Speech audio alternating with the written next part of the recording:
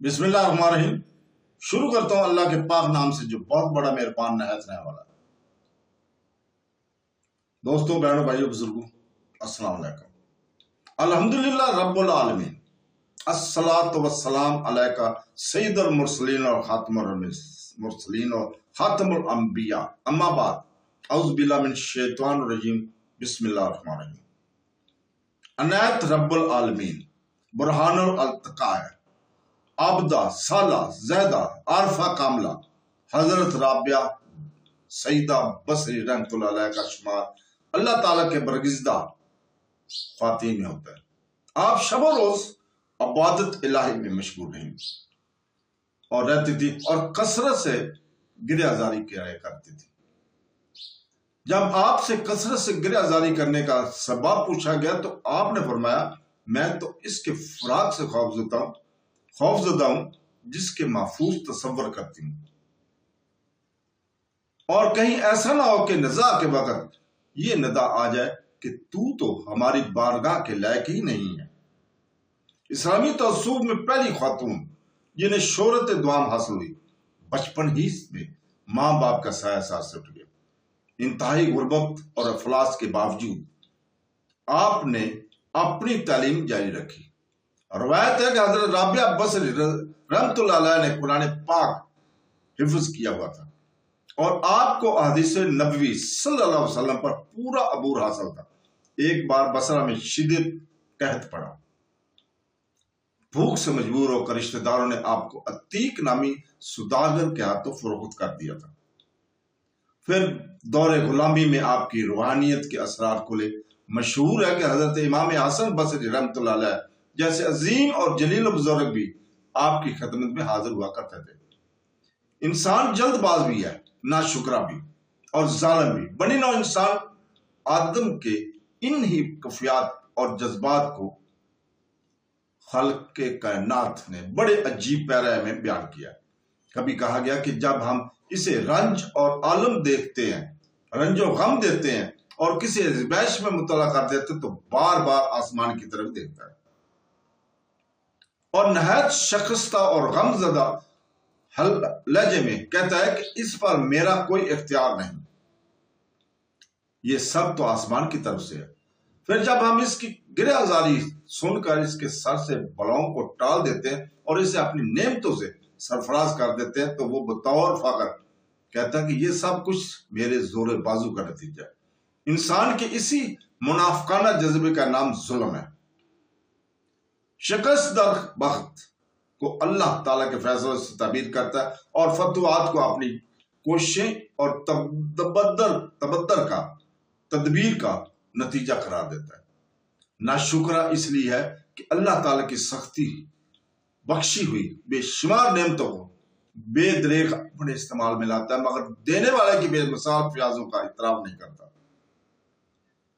گردش روز و شب کو محض ایک اضطراری عمل سمجھتا ہے کہ ٹھنڈی ہوائیں چل رہی ہیں سو چلتی ہی رہیں گی، بارش ہو رہی ہے سو ہوتی ہی رہے گی، مگر جب اچانک اس نظام میں خلل پڑ جاتا ہے تو پھر آسمان کی طرف منہ اٹھا کر چیخنے لگتا ہے کہ ہوائیں بند کیوں ہو گئی، بارش کل میں رک کیوں گئی؟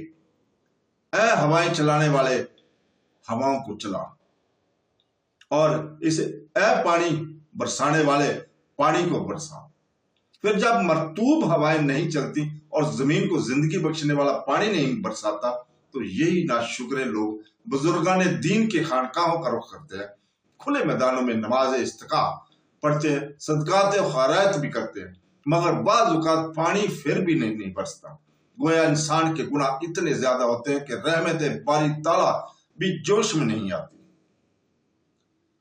قدرت طے کرتی ہے کہ اب ناشکر گزاروں کو اس بستی کو سزا دیے بغیر نہیں چھوڑا جائے گا۔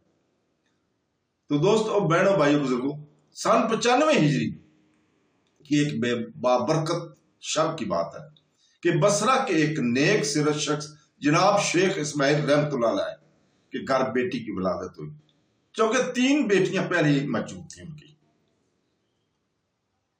اور اس لیے نو مولود کا نام رابعہ رکھا گیا۔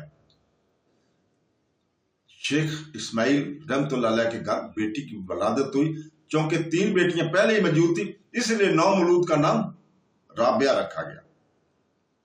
इस नाम रखने की वजह यही थी कि हजरत राबिया बसरी रहमतुल्लाह अलैह सब बहनों से छोटी और चौथी बहन थी। हजरत शेख इस्माइल अलैहिस्सलाम, हजरत शेख इस्माइल रहमतुल्लाह अलैह एक सफेद पोश शख्स थे। घर में तंदुरुस्ती का आलम था। गुर्बत और असरत के इन दिनों में बेटी की वलादत हुई तो हालत यह थी कि घर में चिराग जलाने के लिए तेल तक मौजूद नहीं था कि जिससे रोशनी का एहतमाम किया जा सकता।